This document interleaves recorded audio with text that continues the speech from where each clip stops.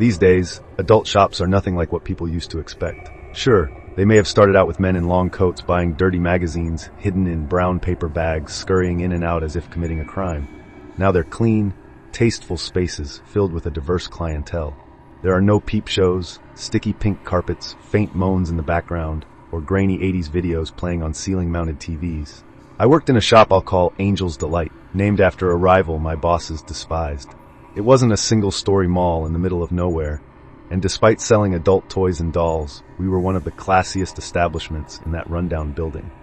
I don't like to speak poorly of others, but the crew I encountered there was something else. There was a tattoo artist who could make even a stick figure look terrible, and a piercing shop that seemed to guarantee sepsis with every ear piercing. The liquor store had a reputation for selling the least intoxicating products around.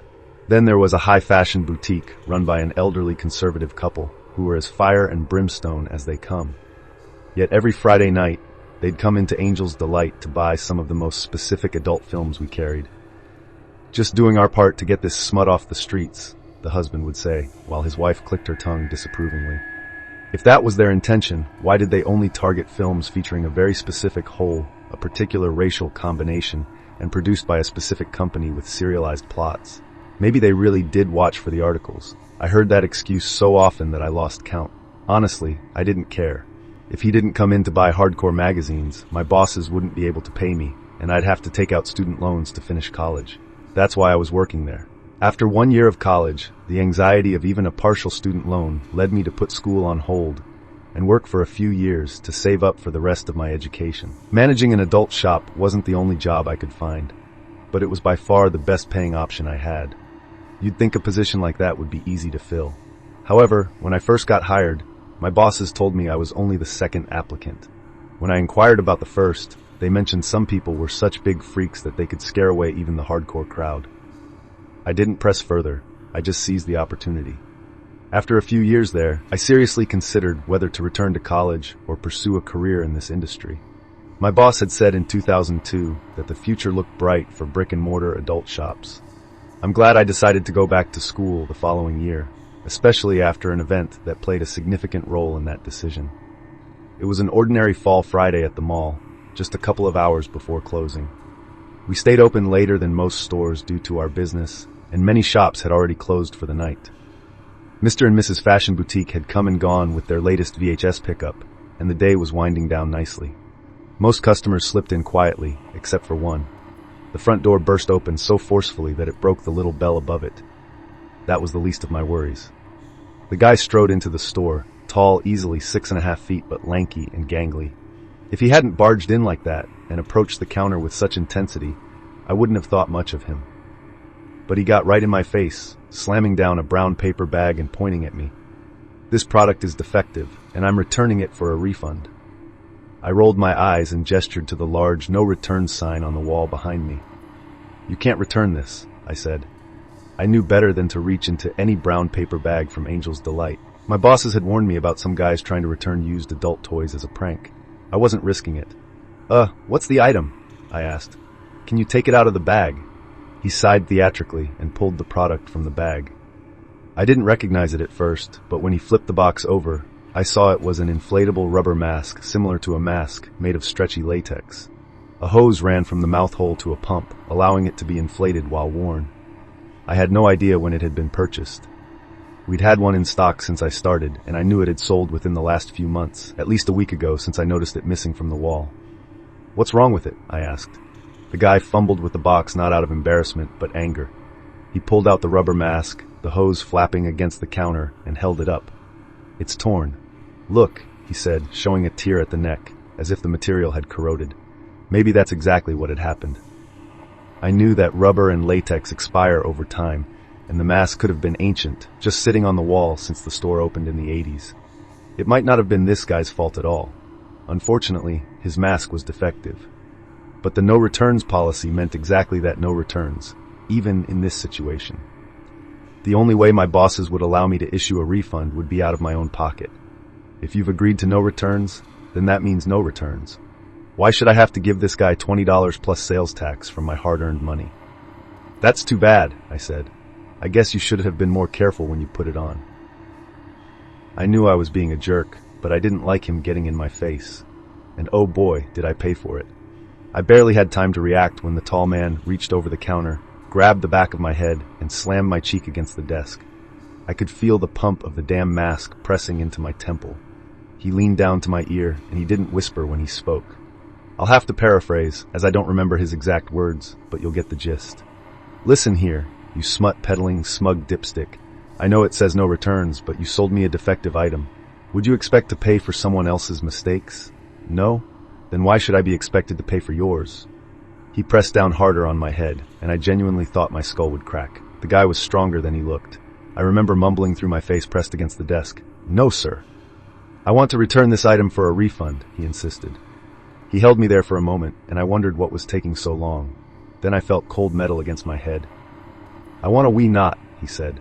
The metal touch left me, and after a few seconds he released me. When I straightened up and could see clearly, there was no gun in sight. Like many people in October, he was wearing a long coat. To this day, I can't say for sure whether this angry adult shop customer held a goddamn gun to my head over a $20 inflatable mask. I can't say for certain what happened, but I do know he got his money back. In fact, I ended up giving him $30 because I was shaking too much to count out the correct amount. After that, his whole demeanor changed. He brightened, smiled, thanked me, and left the store taking the mask with him. That meant I couldn't even prove to my bosses that any of it had really happened. Not that I would have called the cops anyway. Not in that mall, and not while working at that store. It wasn't the kind of place where anyone bothered with law enforcement. I told my bosses about the incident, expecting skepticism. But when I described the guy, they seemed to know exactly who I was talking about. Oh yeah, him, one boss said. It can get like that sometimes, the other added. Next time, just process the return. That night, I realized I had saved enough money to go back to college. The next day, I handed in my notice, worked through my final 60 days, and left the adult shop industry behind, never looking back. I'll get this out of the way up front. My name is Paul, and I was a mall cop. You might think that would be unbearable, but I worked as a security guard at a small-town mall in the 90s, so I left the job before the movie came out. Now, I'm in private security, but back then, I was directly employed by the mall. It wasn't a huge mega mall, just about 20 stores, a food court, and a central fountain where kids would toss coins and make wishes. What made this mall unique was its large warehouse complex at the back, which attracted businesses. They got part of that space as a lease to store stock, and some local businesses rented additional warehouse space for their goods. In reality, only about 40% of the property was visible to shoppers. Visitors would wander through stores like Radio Shack, Borders, and Gadzooks, among others. The layout was awkward and poorly designed. It was easy to find yourself on one side of the upper floor, only to realize you had to navigate down one escalator and back up another to get to the other side.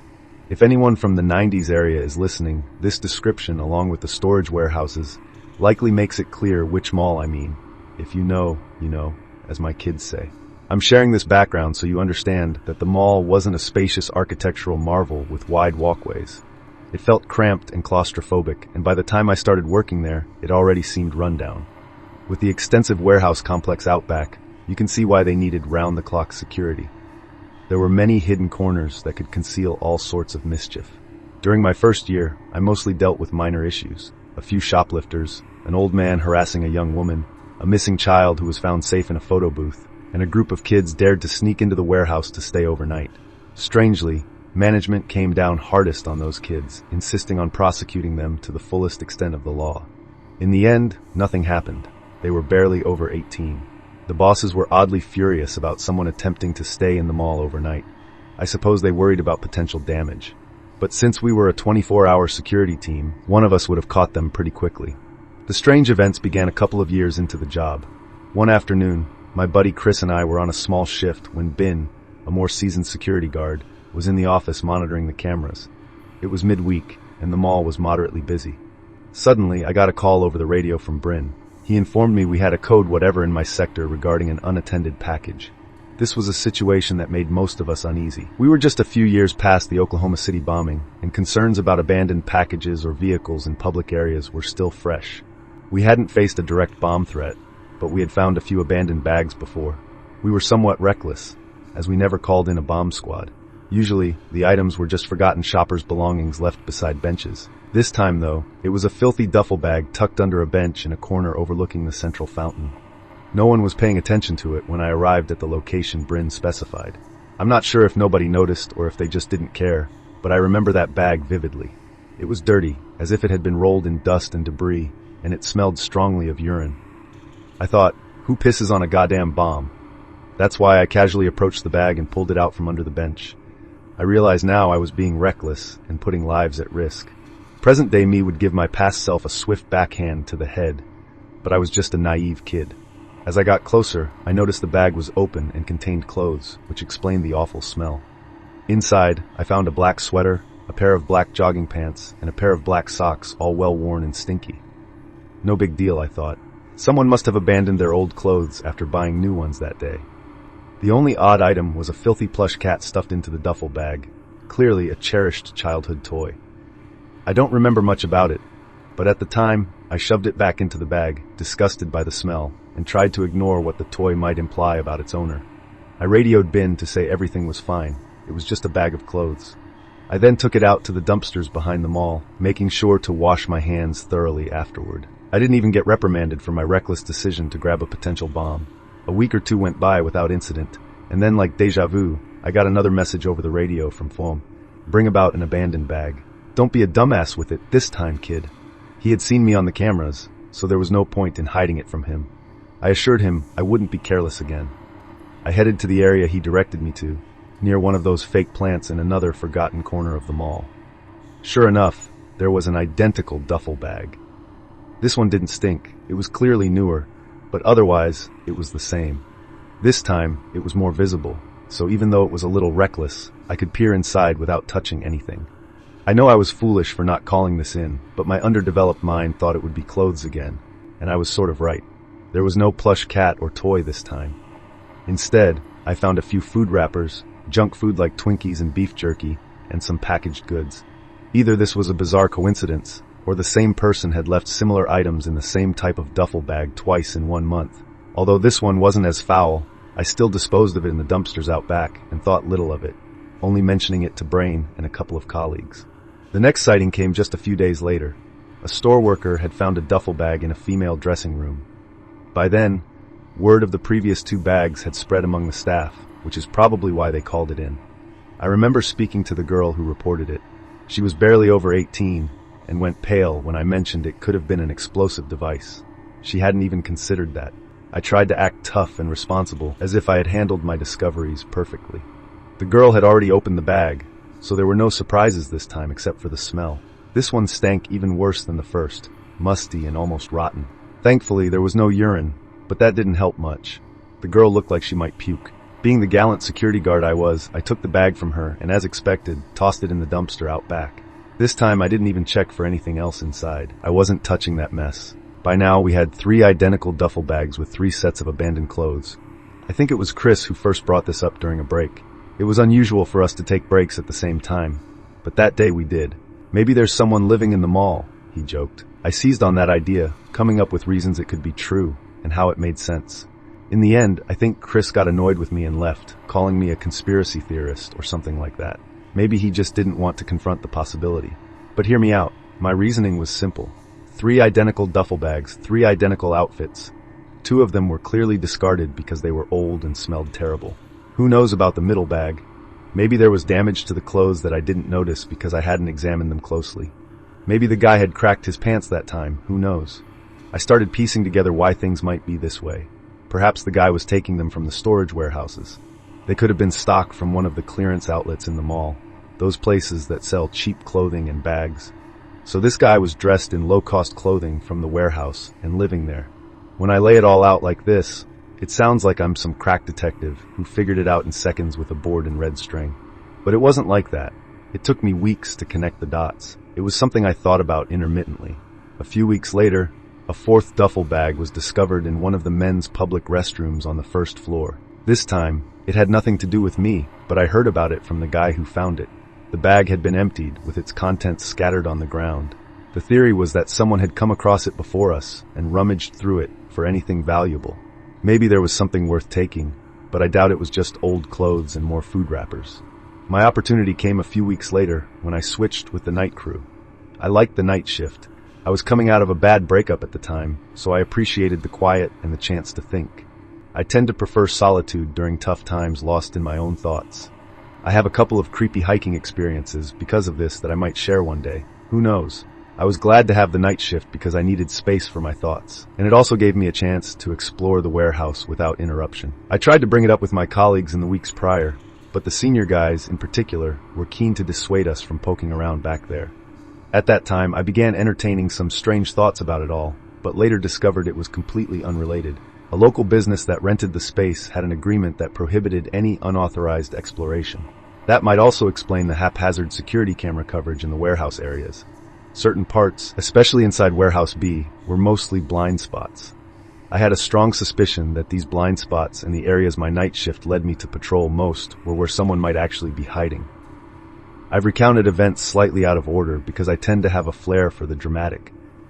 In the weeks leading up to my night shift, I became convinced I was seeing things. Nothing wild, no creepypasta nonsense, just obvious glimpses.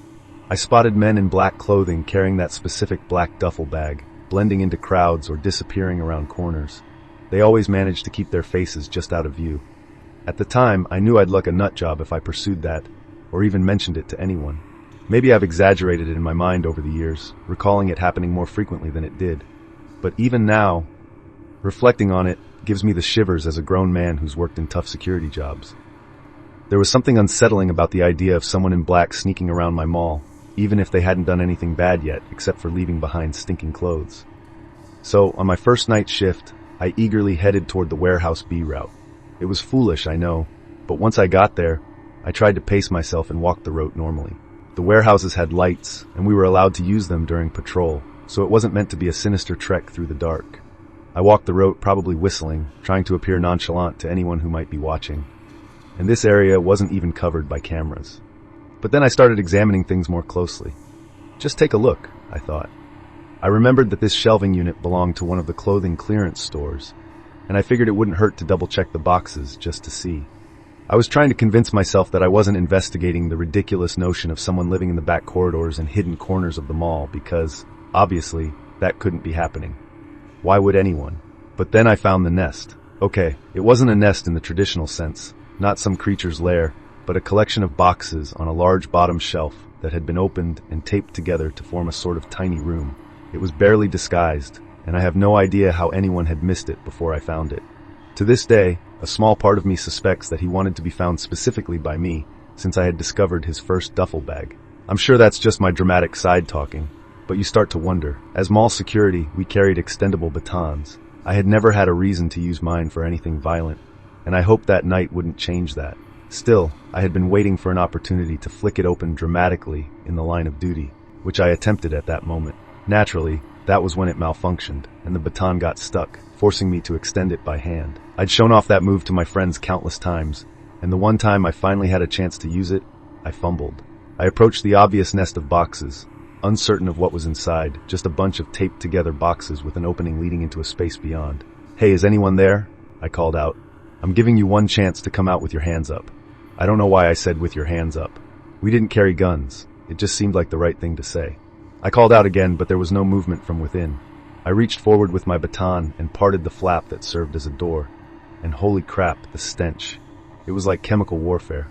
Until that moment, I had no idea that the simple odor of the human body could be so foul.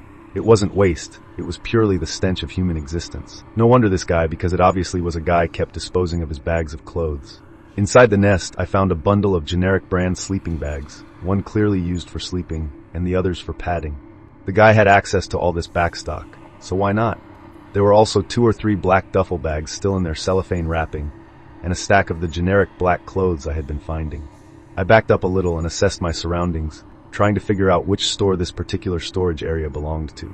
And then it all clicked into place. The shelving area belonged to the budget clothing store that went out of business last year. For reasons unknown, they shut down suddenly and left their stock behind. Eventually, someone would have come to clear it out, but I had no idea how that process worked. I wasn't a retail worker. I remember it was unusual, but not unheard of for a store to close like that. Clearance generic brand clothing sold cheap, and it's easy to connect that type of store with sweatshops. Who knows what might have caused such a sudden shutdown? Leaning in and covering my nose, I cautiously peered into the den my squatter had been occupying.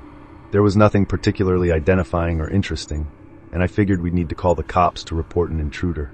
They could search this little living area in the warehouse for any identification or evidence of wrongdoing beyond just breaking and entering. I was a security guard, not a detective, and my job was to prevent crime, not investigate it. It felt anticlimactic, but I was relieved to have the matter taken off my hands. As I stepped back from the den and straightened up, I realized two things at once. One, the den was empty, meaning the guy was gone. And two, it also meant he could be anywhere. I fumbled for my radio and dropped it, of course, because I wasn't acting like the heroic figure I'd always imagined in such scenarios. Once I confirmed the radio was still working, I contacted the security office. One of my favorite colleagues was on duty that night. She was a motherly figure who brought in home-baked goods, and we all affectionately called her Mom. I can't even remember her real name, to be honest. How she ended up in mall security is a mystery to me. But having Mom at the controls that night was particularly reassuring. I realize now how odd it must have sounded to say, "Mom, I think there's a guy down here," into the radio, but it was the squatter who would have heard me, so I didn't care. Naturally, she radioed back, asking me to clarify what I meant and whether I was okay. I didn't have time to respond when I swear the lights for the entire Warehouse B building went out. Boom, total pitch black darkness. This wasn't something that happened often. There were no timer or generator issues. If the lights went out, it meant someone had flipped the switches. My mind didn't consider the usual prank nonsense. The nest and the duffel bags weren't a prank. No one I worked with had the creativity or motivation to pull off something so elaborate. So the only explanation I could think of was that the guy who had been living in the mall was still in the warehouse and had just turned off the lights. Thankfully, we carried flashlights on the night shift, and I tried to pull mine off my belt just as, I swear to God, I heard footsteps pounding across the warehouse floor. Running footsteps were charging directly at me, fast. The light switches weren't far from where I stood. I managed to get my flashlight up just in time to see a scrawny figure in black barreling toward me. He collided with me at the worst moment, catching me completely off guard, and I fell backward, slamming against a shelf. I heard him mutter something, saw him stumble in the beam of my flashlight, and then take off down the aisle. God damn it, what should I do? I thought I wasn't paid nearly enough to get murdered on the job, but my pride and my shoulder were hurt. So I got up and ran after him, radioing Mom while panting out what details I could, getting frustrated as she kept asking me to repeat things. The guy seemed to dart down corridors in the dark, and I was barely keeping up with just my flashlight. In the end, I yelled for Mom to call the cops to the warehouses now and dropped the radio to run faster. For a moment, I lost him. Then I heard a door slam somewhere down a corridor and knew where he must have gone. There was a small complex of rooms between warehouses A and B, just a break room, a bathroom, etc., and I started jogging in that direction. For all I knew, he was waiting on the other side of the door with a machete, a gun, or even a fire extinguisher. I probably didn't take enough care as I burst in. The lights were still on in there, causing me to wince and recoil. Thankfully, no weapon-wielding squatter was waiting for me, just an open door leading into the bathroom. I stepped inside. The bathrooms in that area consisted of 2 individual rooms, men's and women's, each with 1 toilet and 1 sink. These weren't public bathrooms. They were for people who had a reason to be in the warehouse zone. The women's bathroom was open, and I noticed a ceiling vent cover lying on the ground as if it had been pulled off and tossed aside. I shone my flashlight up into that hole. I thought I could hear someone crawling away through the vents, but maybe that was just my imagination. I was so focused on the vent that it took me a moment to notice the writing in the mirror. I can't say for sure it was from this guy. It could have been graffiti left by anyone at any time, but these were worker bathrooms. Does that really matter? I tend to think women are generally less likely to vandalize bathrooms. If that makes me sexist, so be it. I just couldn't imagine anyone doing that in their own workplace. On the mirror in Sharpie, someone had written the F word and eat poop. Not just written like that, it was laid out exactly with the F word on one line and eat poop on the next. I remember the exact wording to this day. I have no idea if our squatter didn't scrub the word off after the top line, or if he wrote exactly what he meant. Sadly, I can't tell you that I pursued him into those vents like some action hero or Batman. Absolutely not. I wasn't about to die in a vent in my 20s for an almost minimum wage security job. I'm not diehard. I waited for the cops, who showed up shortly after. Now, I'll rush through what happened next. Basically, the cops investigated, and we indeed had a squatter living in the mall. He hadn't limited himself to his den in that warehouse either. The cops, management, and us guards found at least 4 other areas around the mall, and only one of them was in the warehouse. The others? Let's just say he got around the whole complex. It was an old, maze-like building, as I mentioned earlier, not hard to get lost in the corridors, maintenance closets, vents, and gaps between stores. In every little nest we found, there were duffel bags and the same black outfits. We never found any boots, though. He'd been wearing heavy boots when he charged at me, and I remember those thundering footsteps. I guess his boots meant something to him, so he never changed them. As for the clothes, they were just basic black garments and trash loads of food wrappers from things he'd stolen from the warehouse and eaten. Nothing nutritious. By the time I chased him off, he must have been in terrible health. We found nothing else, no manifesto, no sinister plans, no other writing, no ID, and no personal belongings. But I always remember that in the first duffel bag, there was one dirty plush cat. Had I thrown that guy's one beloved possession into the dumpster out back? Is that why he told me to f*** off and eat crap? That phrase became a running joke among the security guards for a while, until it eventually fizzled out. It was easier to focus on that than to consider how incredibly creepy and unsafe it was that someone had been living in the walls of the mall for who knows how long. Probably the same reason management was intent on keeping it all under wraps. I never found proof that anything truly terrible had happened, but the vents and crawl spaces had access to both private and public bathrooms. There were dressing rooms and plenty of places for someone to hide, and if they wanted to, they might even watch. We all agreed it was better not to know as long as he never came back. Security tightened up significantly for a while. I left the role about 18 months later, and by then, things had calmed down somewhat. But those of us who were there at the time still talked about that shadow in the walls. So, I really don't have any definitive conclusions about who this creepy, stinky guy was that knocked me over. I know that's disappointing, but I do have some insight. About 10 years after I left that job, I was in a different place in life. I was in a relationship with someone who would later become my wife, and she was also from the same town. We'd grown up together, but not in the same circles, if that makes sense. A relationship where you meet later in life and remember each other. She knew about that mall shadow and many other bizarre stories, but this one had always stuck with her because she'd been to that mall many times. Even though we lived across the country by that point, my wife thought we weren't married yet and still had our local weekly paper mailed to us by her mom. It was a cute gesture, but now I wonder if her mom did it for this reason. A few pages in, there was a story about a man who had been arrested. His charges included stalking, harassment, and conspiracy to kidnap. He appeared to be unhoused and had been living rough while repeatedly stalking several women in the area. This time, when they picked him up, they found a manifesto. According to the newspaper report, he had filled a notebook with scrawlings about one unnamed young woman in particular. I couldn't find any more information about the case online, and I still haven't, even years later. I guess the charges were eventually dropped, or maybe he died or something. He looked very sickly in the mugshot they printed. I only saw his face once, in a frantic flashlight beam, while he was charging at me. So I can't be certain, but I know that was him. That was the guy who had been living in those dens throughout that goddamned mall. It really shows you that you never know who's out there. You may never find out what people are thinking or what they might do if pushed just the right way. Sometimes just contemplating that keeps me up at night more than any confirmed murder or act of violence. The idea that it could happen at any time from anywhere is unsettling. So just for clarity, I'm British and I have a bit of an unusual job. I go from place to place, usually at night, all around the country, fixing vending machines, jukeboxes, and arcade cabinets. My company hires and trains people to fix any of these devices that someone might rent for their public space. 95% of my work is vending machines. Usually some item like a pack of Space Raiders has gotten stuck in the prongs and nobody's confident enough to give it a good thump. I don't advise that anyway. It voids your warranty. Now sometimes it's more fun though, and I get called halfway across the country to fix Mario Kart. If I'm really lucky, it's a classic arcade cabinet, an actual honest-to-God 80s one that's still functioning. These things are surprisingly robust and mostly just need a bit of maintenance. Tonight's job was in a motorway service station that's attached to a much bigger mall.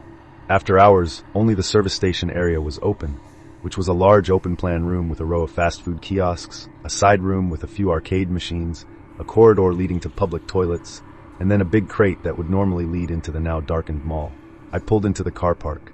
The huge, unlit mall loomed over like a squat brick house. Honestly, the lights of the service station area were really welcome at that point.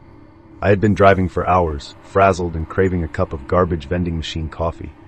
The car park had a few vehicles in it. I grabbed my bags out of the back of the van and headed into the service station. It was warm and smelled very lush. My stomach rumbled, but the rule is no food until after I've done the job. I grabbed a cup of black coffee with 2 sugars from the vending machine and headed over to the job, which in this instance was a 2-player Mario Kart arcade GP cabinet. One of the seats had come loose and one of the wheels had some drift to it, so I just needed to do a bit of maintenance. I got the job done in half an hour, quicker than I'd anticipated, and I'm pretty single-minded, so I hadn't really taken in my surroundings until this point.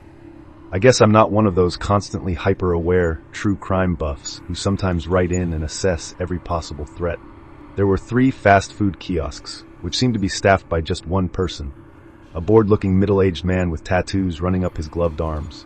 In the back corner sat a group of people in hoodies who I guessed were teens, and then at a table in the middle sat 2 women, maybe in their early 20s.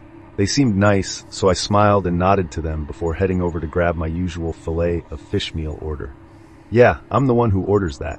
I got the food from the grumpy fast food worker, sat down, and began chowing down on my fries. I was about halfway through the meal when the group in the corner got up from where they had been huddling.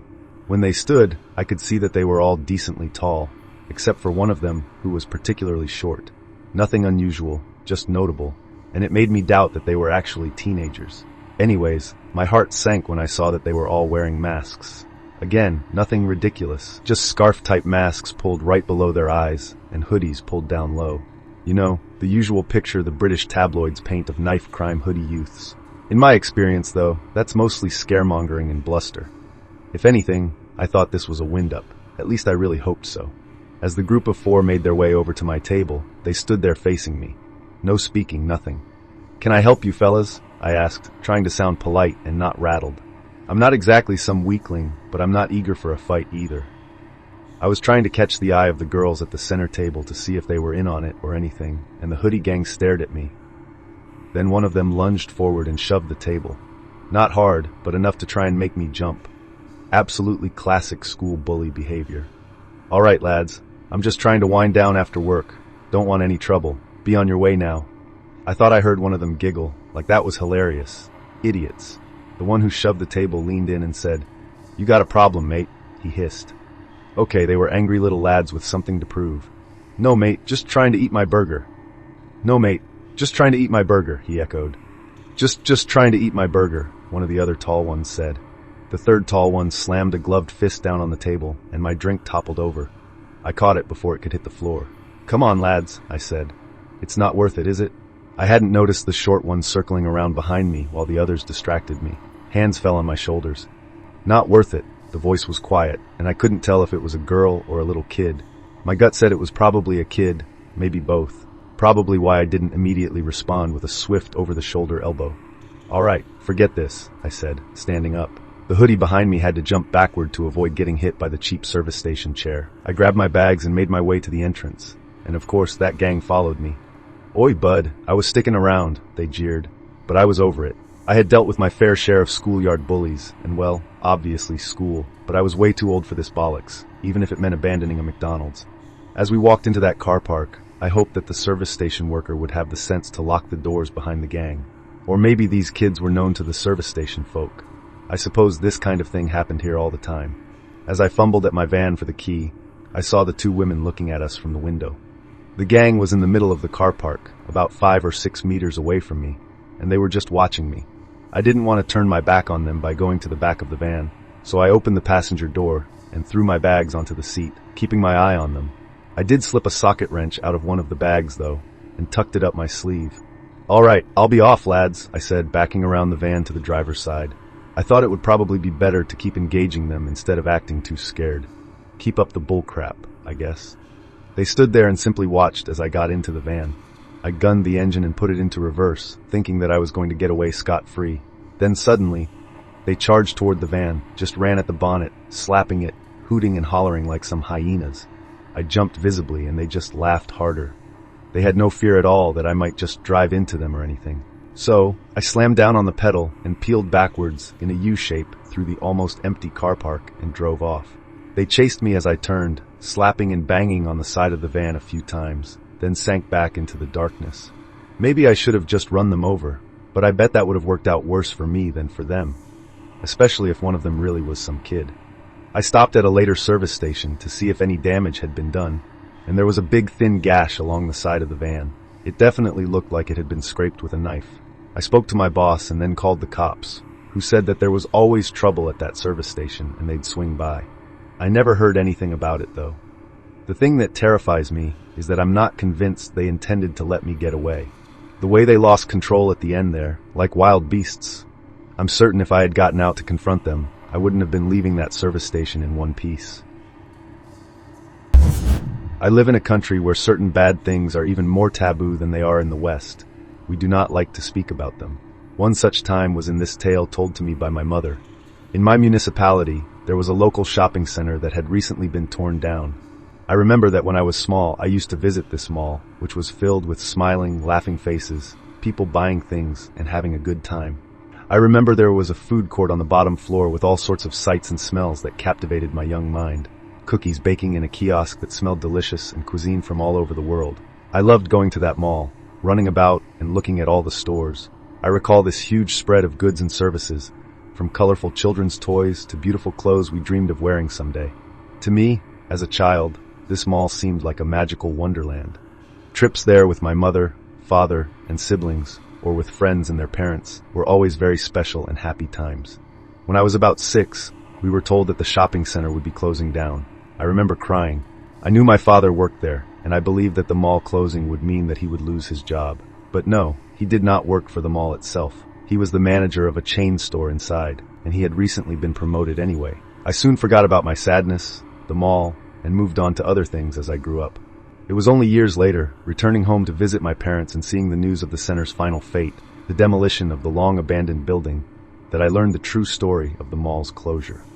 It happened in the summer, shortly after the mall had closed to the public for the night. This shopping center was small but very tall. There were perhaps 6 stores on each floor, with the food court taking up almost all of the bottom level. The next floor held toys and electronics and fun things. Above that was clothing and home goods. And finally on the top floor, some office space and a single stationery store. I remember finding sort of exciting. The center of the shopping mall was open to the skies, with a large sculpture roughly in the middle. On a bright day, the sun would catch the sculpture just right, casting a sort of rainbow effect. Because of the dizzying height and the open design of the central column, each floor had strong reinforced glass to prevent anyone from falling to their doom. I remember looking through the glass on the top floor, not even tall enough to look fully over the side, craning my neck to try and see all the way down to the bottom. Of course I couldn't, but I remember that the balcony's walls were higher than my head, so they must have come up to about chest height for an average adult man. The store my father managed was a sort of menswear shop on the 3rd tier. That summer, the company he worked for had recently collaborated with a notable fashion designer, and a product release party was held in his store. It was just a small affair with a handful of fashion journalists and a select group of customers invited for early access to the products. That's why there were maybe 15 people in my father's store that evening. My mother cannot explain why she stepped out of that store at that moment. She recalls needing some air, but she's never been the type to need it. She says that she had been outside no more than a minute when the body fell from the sky. He was not close to her, but rather directly opposite, across the central opening of the mall. A man fell seemingly from nowhere. He was wearing a brown business suit, and as he fell, his jacket flapped like wings, and his tie cracked almost like a whip. About 3/4 of the way down, one of his shoes came off and veered off course, perhaps from the flailing of his legs. His face showed first shock and then terror, and then he vanished from my mother's view. He didn't scream. My mother made a point of saying that the man didn't yell, cry out, or scream. He just uttered no sound at all. Then he hit the ground on a hard, solid floor from a great height. My mother won't say more about what followed, but I do know that when a body falls from that height, it is no longer a body when it hits the ground. I know that what remains spreads out so far and wide that it's easier to close down a mall forever than to try to clean it all away. That is not the only reason the mall closed forever that night. The man who fell was the proprietor of the mall itself. Apparently, the mall had been suffering from severe financial difficulties, and the management company was on the verge of bankruptcy. What this would have meant for the mall, or for the stores operating within it, I'm not sure. It was deemed a terrible accident that the mall's proprietor fell from the top floor over a chest-high balcony railing on a night when the mall should have been closed but wasn't. Perhaps he forgot that and was leaning over to adjust or clean something when he slipped. Perhaps Contrary to what authorities believed, he was not alone that night, or perhaps something else happened that was deliberate and personal. But out of respect for the deceased's family, and in a place like the one I grew up in, when a tragedy like this occurs, you learn what is and isn't okay to speculate about. All that's left behind is an abandoned building now reduced to rubble, and the memory of the man who fell from the sky. Did you enjoy this content? Share your thoughts in the comments below. Support us with a like and subscribe so our channel can reach more people. Thanks for watching until the end.